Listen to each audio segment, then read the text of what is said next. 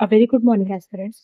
तो पिछले वीडियो में हमने जनरल स्टडीज 2 देखा था, जो कि था governance, constitution, polity, social justice and international relations. इस वीडियो में हम paper 3 that is general studies 3 sorry paper 4 general studies 3 देखेंगे, जो कि है technology, economic development, biodiversity, environment, security and disaster management. आगे बढ़ने से पहले मैं आपको ये कहना चाहती हूँ कि अगर आपने मेरा पिछला video that is general studies 2 नहीं देखा है, तो आप प्लीज पहले उसे देख लीजिए, क्योंकि उसमें पॉलिटी से रिलेटेड बहुत सारा सिलेबस कवर होता है एंड उसमें पॉलिटी में हमें क्या क्या पढ़ना है उसके बारे में डिटेल सिलेबस दिया गया है। पॉलिटी के साथ साथ उसमें और बाकी के भी जो सब्जेक्ट जैसे कि इंटरनेशनल रिलेशंस थे, गवर्नेंस था, कॉन्स्टिट्यूशन था, उससे रिलेटेड क्या क्या हमें सिलेबस कवर करना है, वो सब भी डिटेल्ड एक्सप्लेन किया गया है। तो पहले आप प्लीज वो वीडियो भी जाके देखिए। एंड जनरल स्टडीज 3, इसमें हमें सबसे पहले पढ़ना होता है इंडियन इकोनॉमी। हमारे इंडिया की इकोनॉमी कैसी है, इकोनॉमिकली हम ग्लोब में क्या रैंक करते हैं। देन जो भी इंडियन इकोनॉमी से रिलेटेड इश्यूज है, जैसे कि प्लानिंग, हम इंडियन इकोनॉमी की प्लानिंग कैसे करते हैं, मोबिलाइजेशन कैसे करते हैं। एक्चुअली यहाँ पे कॉमन नहीं चाहिए, this is one topic, mobilisation of resources. Mobilisation of resources का मतलब होता है कि जैसे फॉर एग्जाम्पल ले लीजिए कि हमारे कंट्री में नेशनल इमरजेंसी डिक्लेयर कर दी गई है, ठीक है। तो इस इमरजेंसी के टाइम पे हमारे पास जो अवेलेबल रिसोर्सेज है, हम उसका यूज किस तरह करते हैं, उसे हम मोबिलाइजेशन ऑफ रिसोर्सेज कहते हैं, ठीक है। Then we have to study about economic growth, Indian economic growth, development and employment. उसके डेवलपमेंट क्या क्या हुए थे एंड उससे रिलेटेड हमारे यहाँ पे क्या क्या एम्प्लॉयमेंट अवेलेबल किया जाता है। Next is inclusive growth and issues arising from it. Inclusive growth ये एक इकोनॉमिक ग्रोथ होता है। Inclusive growth is a type of economic growth जो डिलीवर करता है सोशल बेनिफिट्स, जो भी इससे सोशल बेनिफिट्स होते हैं, या फिर ये इनइक्वलिटीज को टैकल करता है, इनइक्वलिटीज को टैकल करता है। एंड इससे जो भी बेनिफिट्स या फिर जो भी एक्स्ट्रा चीजें यहाँ से मिलती है, उसे बाकी सब लोगों में समान तरीके से डिस्ट्रीब्यूट करता है, बिना किसी भेदभाव के। ओके। और ये सब करते समय इंक्लूसिव ग्रोथ और ये सारे रिसोर्सेस बाकी लोगों में पहुंचाने तक, उनको इनकी इनइक्वालिटीज को टैकल करने में जो जो भी इश्यूज आते हैं, हमें उसके बारे में पढ़ना पड़ता है। Then we have government budgeting. Budget हर साल आता है। बजट में क्या क्या प्रोविजंस है, बजट में क्या क्या चेंजेस किए गए हैं, क्यों क्यों चेंजेस किए गए, क्या क्या न्यू गवर्नमेंट स्कीम्स आने वाली होती है, गवर्नमेंट का बजट क्या होता है, उसका उनके एक्सपेंडिचर्स क्या होते हैं, रेवेन्यूज कहाँ होता है, कहाँ ज्यादा खर्चा होता है, आने वाले साल में पैसा कहाँ कहाँ लगने वाला होता है। ये सब हमारे पॉपुलेशन को जानना बहुत जरूरी होता है, तो हमें इसके बारे में भी पढ़ना होता है। Then we have to study major crops. हमारे कंट्री में कौन से मेजर क्रॉप्स है। देन हमारे यहाँ का क्रॉपिंग पैटर्न क्या है, ठीक है, क्रॉपिंग पैटर्न्स क्या है, जो भी अलग अलग हमारे इंडिया के किस किस पार्ट में क्या क्या टाइप के क्रॉप्स उगाए जाते हैं, उनका पैटर्न क्या क्या होता है। Different types of irrigation, irrigation के क्या क्या टाइप्स होते हैं, और जो भी इरिगेशन सिस्टम्स के स्टोरेज होते हैं, हमें उसके बारे में पढ़ना पड़ता है। हमें इरिगेशन के ट्रांसपोर्ट के बारे में पढ़ना पड़ता है। मार्केटिंग ऑफ एग्रीकल्चर प्रोड्यूस, जो भी एग्रीकल्चर प्रोड्यूस होता है, उसकी मार्केटिंग कैसे होती है, हमारे यहाँ पे किस तरह से होती है, हमें वो पढ़ना पड़ता है। एंड इश्यूज, और जो भी एग्रीकल्चर प्रोड्यूस के इश्यूज होते हैं, हमें उसके बारे में पढ़ना पड़ता है। E technology in the aid of farmers, farmers के भले के लिए किस किस ई टेक्नोलॉजी का यूज किया गया है, उसे भी हमें ध्यान में रखना पड़ता है। The next point we have issues related to direct and indirect farm subsidies. जो भी फार्म सब्सिडीज फार्मर्स को दिए जाते हैं, जो भी हो, डायरेक्टली इनडायरेक्टली, क्या होते हैं डायरेक्टली सब्सिडीज, डायरेक्ट सब्सिडीज कौन सी होती है, इनडायरेक्ट सब्सिडीज कौन सी होती है, ठीक है, इन सब के बारे में पढ़ना पड़ता है। उसके साथ साथ हमें उसका मिनिमम सपोर्ट प्राइस, ये तो बहुत चर्चे में रहता है। This is the major topic for farmers in our country. Minimum सब मिनिमम सपोर्ट प्राइस के लिए हमारे यहाँ पे बहुत सारे स्ट्राइक्स भी होते हैं फार्मर्स के, आपने बहुत बार सुना होगा कि farmers are on strikes relating to minimum support price. तो वो फार्मर स्ट्राइक्स पे क्यों रहते हैं, मिनिमम सपोर्ट प्राइस इतना इंपॉर्टेंट क्यों है, हमें वो सब पढ़ना पड़ता है। Then we have public distribution system. ठीक है, पब्लिक डिस्ट्रीब्यूशन सिस्टम मतलब कि जो भी हमारे यहाँ पे एग्रीकल्चरल गुड्स अवेलेबल है, एग्रीकल्चरल गुड्स, या फिर जिसमें हम वेजिटेबल्स, फ्रूट्स, पल्सेस, हर जो चीज जो एग्रीकल्चर से रिलेटेड है, उसको पब्लिक तक कैसे पहुंचाया जाता है, उसका भी एक सिस्टम होता है, हमें उसके बारे में पढ़ना पड़ता है। देन पब्लिक डिस्ट्रीब्यूशन सिस्टम के ऑब्जेक्टिव्स क्या है, उसकी फंक्शनिंग कैसी होती है, उसके कुछ लिमिटेशंस भी होंगी। ठीक है। Then revamping issues of buffer stock, जो भी बफर स्टॉक हमारे पास रहता है उससे रिलेटेड क्या क्या इश्यूज हो सकती है। जैसे हमारे यहाँ पे अगर वीट का बफर स्टॉक है, फॉर एग्जाम्पल, अगर हमारे यहाँ पे वीट का बफर स्टॉक है, बफर स्टॉक अगर हमारे यहाँ पे वीट का 6 मंथ्स का होगा, ठीक है, अगर 6 मंथ्स तक हमारे यहाँ पे वीट नहीं ग्रो होता है, तो हमारे पास ये 6 मंथ्स का बफर होता है कि हम 6 मंथ्स तक जो भी कंट्री की नीड्स है उसे मीट कर सकते हैं।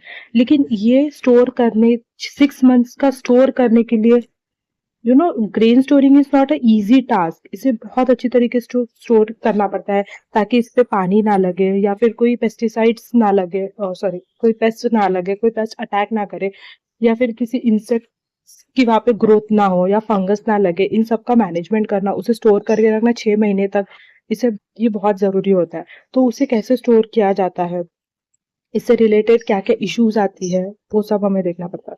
फूड सिक्योरिटी, हमारे यहाँ पे फूड सिक्योरिटी क्या है, कैसी है, किस तरीके से फूड सिक्योरिटी को हैंडल किया जाता है। जैसे फॉर एग्जाम्पल, अगर now we are in the situation of war, not we are seeing the situation of Iran and Israel. मैंने कल के भी वीडियो में एग्जाम्पल दिया था ईरान एंड इसराइल का, जिसे वहां पे अभी वार चल रहा है between Iran and Israel.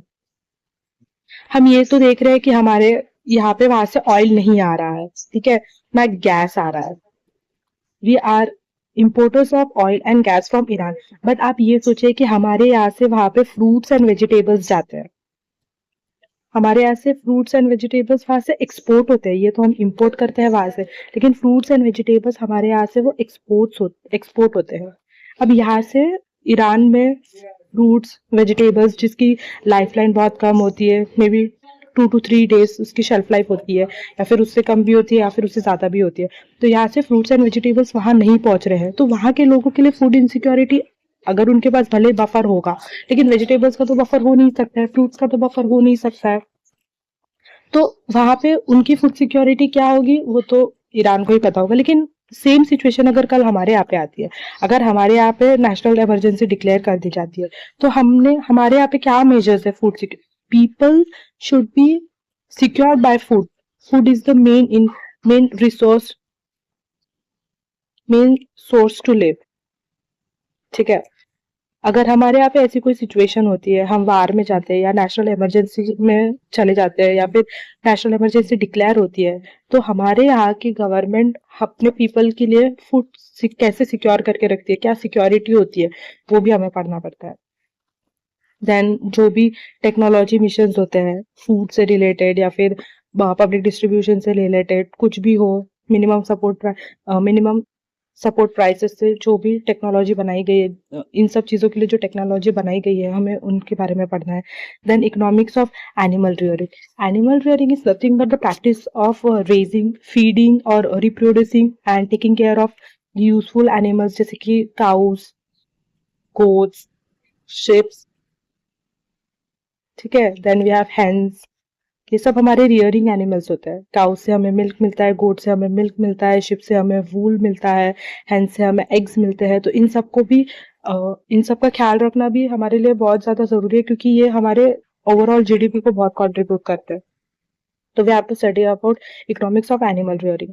Then we have food processing, हमारे यहाँ पे फूड कैसे प्रोसेस होता है, क्या क्या मेथड्स होते हैं फूड प्रोसेसिंग के, और उससे रिलेटेड इंडिया में कौन सी इंडस्ट्रीज है, उनका स्कोप और सिग्निफिकेंस, और उस वो इंडस्ट्री पर्टिकुलरली कहाँ पे लोकेटेड होती है, अपस्ट्रीम एंड डाउनस्ट्रीम रिक्वायरमेंट, उनकी अपस्ट्रीम और डाउनस्ट्रीम रिक्वायरमेंट्स क्या होती है, एंड सप्लाई चेन मैनेजमेंट, कि सप्लाई जो सप्लाई होता है वो किस तरह से सप्लाई होता है हमारे कंट्री में, उसे मैनेज कैसे करते हैं, वो सब भी हमें यहाँ पे देखना पड़ता है। Then we have to study about the land reforms in India.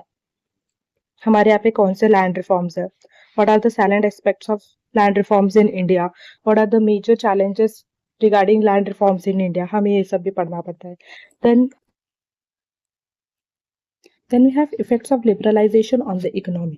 Liberalization in simple term means removal or loosening of restrictions on something.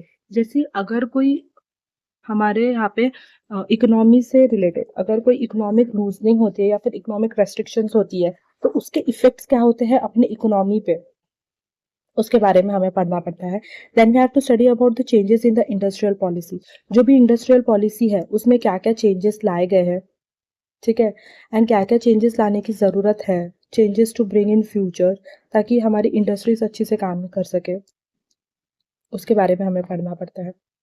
उसकी इफेक्ट्स एंड द इफेक्ट्स, उनके इफेक्ट्स के बारे में पढ़ना पड़ता है कि what are the effects of changes in industrial policy on industrial growth. जो भी इंडस्ट्रियल ग्रोथ होती है उससे रिलेटेड क्या क्या पॉलिसीज लाए जाते हैं, उनके इफेक्ट्स क्या होते हैं।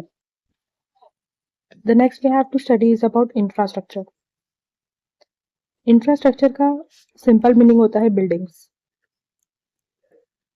इसका मतलब ये नहीं कि हमें बिल्डिंग्स के बारे में पढ़ना है। इंफ्रास्ट्रक्चर मतलब एनर्जी, जो भी एनर्जी सेक्टर से रिलेटेड बिल्डिंग्स होती है, या फिर पोर्ट्स होते हैं, या फिर रोड्स होते हैं, एयरपोर्ट्स होते हैं, रेलवेज होते हैं। एनर्जी एंड एनर्जी जो भी रिन्यूएबल एनर्जी, या फिर हमारे यहाँ पे जो भी एनर्जी से रिलेटेड इंडस्ट्रीज होते हैं, वो इंडस्ट्रीज कैसी है, कहाँ लोकेटेड है, वो कैसी बनी हुई है, ठीक है, उसका क्या काम होता है, उसका मैकेनिज्म क्या है, उसके बारे में हमें पढ़ना पड़ता है। पोर्ट्स के बारे में हमें पढ़ना पड़ता है। We have a very large network of ports, ठीक है, large network of ports. Ports यानी बंदरगाह, मराठी बंदरगाह, ठीक है, पोर्ट्स के बारे में हमें पढ़ना पड़ता है। Then we have to study about the roads of India, ठीक है, हमें नेशनल हाईवेज के बारे में पढ़ना पड़ता है, हमें स्टेट हाईवेज के बारे में पढ़ना पड़ता है, इंटरनेशनल हाईवेज के बारे में पढ़ना पड़ता है, ठीक है, यहाँ तक कि डिस्ट्रिक्ट हाईवेज के बारे में एंड विलेज हाईवेज के बारे में भी पढ़ना पड़ता है। Road connectivity is really important for any area to get develop, ठीक है। तो ministry of roads and transport हमेशा कुछ ना कुछ न्यू रूल्स एंड रेगुलेशंस लाती रहती है for the smoothening of transport, तो हमें वो भी पढ़ना पड़ता है, ठीक है। Then we have to study about the airports. Airports के बारे में हमें पढ़ना पड़ता है कि डीजीसीए क्या न्यू रूल्स एंड रेगुलेशंस लाते रहते हैं for the smoothening of air transport, ठीक है। फिर रेलवे मिनिस्ट्री की तरफ से क्या क्या न्यू इनिशिएटिव्स लाए जाते हैं, हमें वो भी पढ़ना पड़ता है। Then we have investment models. समझिए कि जब हमारे यहाँ पे इन्वेस्टमेंट होता है तो वो किस टाइप का इन्वेस्टमेंट होता है, हमें उसके बारे में पढ़ना है, ठीक है। Then we have next science and technology, development and their applications and effects in everyday life.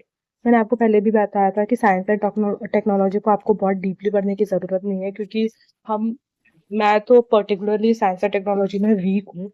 Physics chemistry मुझसे ज्यादा जमता नहीं है, तो इसे बहुत ज्यादा डीप में पढ़ने की जरूरत नहीं है। इसके लिए अगर आप सिर्फ 10th 11th एंड 12th, या फिर सिर्फ 11th और 12th की भी अगर आप एनसीईआरटीज पढ़ते हो, then it's more than enough to get the basic knowledge of whatever you want to, and बाकी देन आपको बाकी सब कुछ सप्लीमेंट करना पड़ता है आपके करंट अफेयर्स से। जो भी डेवलपमेंट्स होती है, जो भी न्यू न्यू टेक्नोलॉजीज आती है, उसका बस बेसिक आइडिया या फिर बेसिक डेफिनेशन आपको एनसीईआरटी से लेना पड़ता है।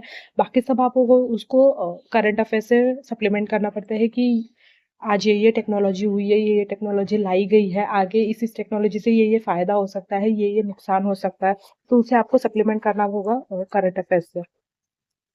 Then what are the achievements of Indians in science and technology. हमारे इंडियंस ने साइंस एंड टेक्नोलॉजी में क्या अचीवमेंट्स किए हैं, हमें उसके बारे में पढ़ना पड़ता है। वो सब तो बहुत हमने एडवांसमेंट बहुत किया है साइंस एंड टेक्नोलॉजी में, नो डाउट। तो किस तरह का एडवांसमेंट किया है, हमें क्या क्या अचीवमेंट्स मिले हैं उन सब चीजों से, वो हमें पता है। Then next we have to study about the indigenisation of technology. Indigenisation ये एक प्रोसेस होता है जिससे हम कुछ अपने जैसे कोई चीज है उसे हम अपने कंट्रोल में ले लेते हैं। For example we take the control of Pakistan under us, so we can say that we have indigenized Pakistan under India. वैसे ही टेक्नोलॉजी का इंडिजनाइजेशन करना पड़ता है कि how do we indigenize technology under us, हमने इस टेक्नोलॉजी को कैसे अपने अंडर किया. Next we have awareness in the field of IT, space, computers, robotics, nanotechnology, biotechnology, and issues relating to intellectual property rights. So IT sector में या फिर space sector में कंप्यूटर्स, रोबोटिक्स, नैनो टेक्नोलॉजी या biotechnology, ये सब के बारे में हमें अवेयरनेस होना बहुत ज़्यादा ज़रूरी है कि आज आज के टाइम पे इन सब सेक्टर्स में क्या क्या न्यू चीज़ें लाई गई है, क्या क्या इंट्रोड्यूस किया गया है, या फिर इससे रिलेटेड क्या क्या डिसएडवांटेजेस हो रहे हैं. इन सब के बारे में हमें अवेयर रखने की बहुत ज़्यादा ज़रूरत है, क्योंकि this is the current knowledge. आजकल हर चीज़ इन सब चीज़ों से ही चलता है. अगर आपके कंट्री में आईटी सेक्टर नहीं है, आपकी कंट्री स्पेस में कुछ अच्छा नहीं कर रही है, या आपके कंप्यूटर्स अच्छे नहीं है, आपके पास रोबोट टेक्नोलॉजी नहीं है, नैनो टेक्नोलॉजी नहीं है, तो आप तो बहुत पीछे छूट जाओगे. And we are on the path to be called as a developed nation.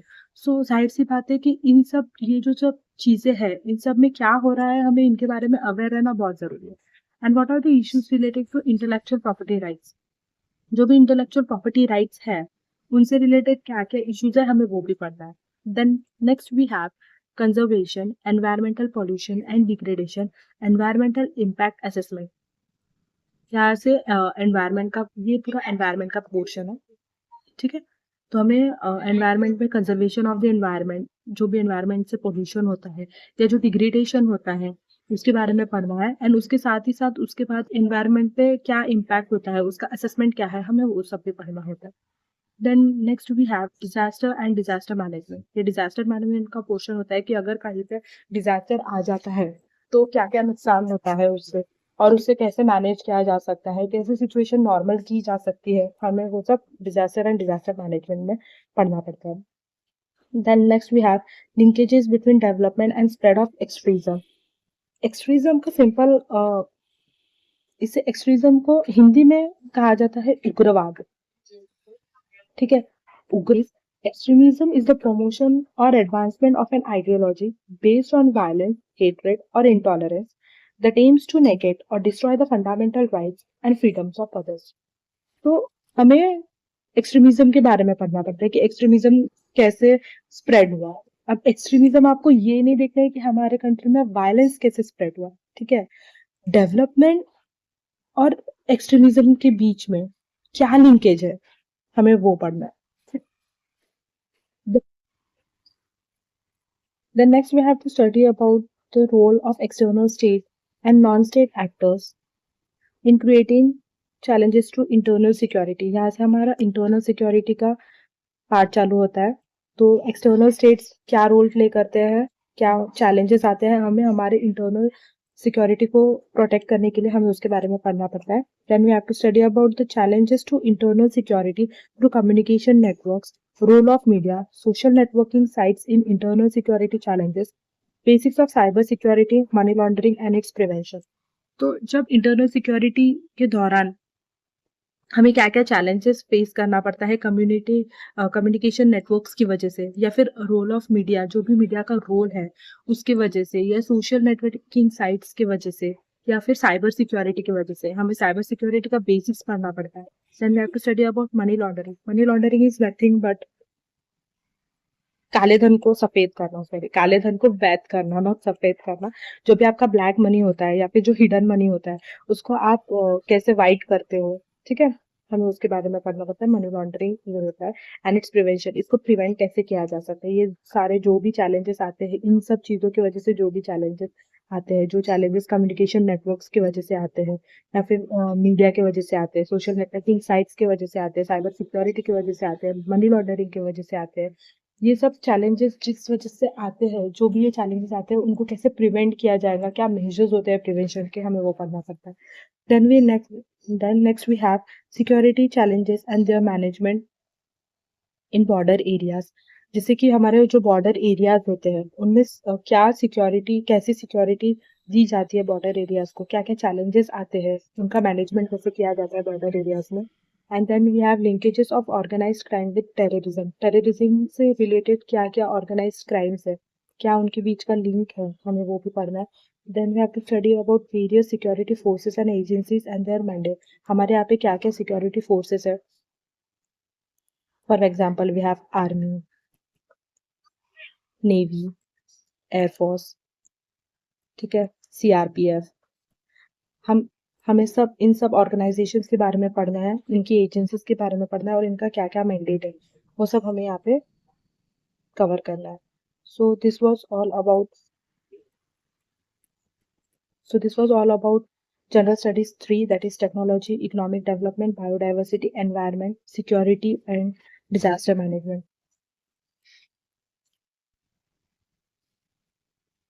And in next video, that is tomorrow, we will be covering about paper 5, that is General Studies 4, Ethics, Integrity, and Attitude. Plus, we will see the sources of current affairs, from where we have to cover the current affairs. That also we are going to see in tomorrow's video.